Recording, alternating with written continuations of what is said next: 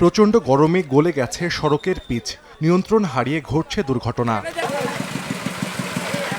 শুক্রবার দুপুরে দিনাজপুরের হাকিমপুরে টাঙ্গাপাড়া এলাকা অতিক্রম করছিল বিরামপুরগামী একটি মোটরসাইকেল।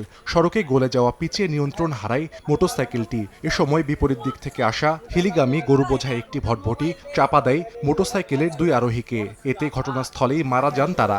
অতিরিক্ত তাপমাত্রার কারণে পিচ গলে গেছে রাস্তায়, যার কারণে এটা দুর্ঘটনাটা ঘটছে আর কি। কারোর কোনো এই তদারকি নাই, হস্তক্ষেপ নাই যে এই যে রাস্তা পিচ গলে গেল। অতিরিক্ত তাপমাত্রায় পিচ গলার কারণে মোটরসাইকেলটা হয়তো গরুর গাড়ির সাথে অ্যাক্সিডেন্ট করছে। এর আগে সকালে ঘোড়াঘাটের টি&টি এলাকায় দুটি ট্রাকের মুখোমুখি সংঘর্ষ হয়। এতে দুমড়ে মুচড়ে যায় দুটি ট্রাকের সামনের অংশ।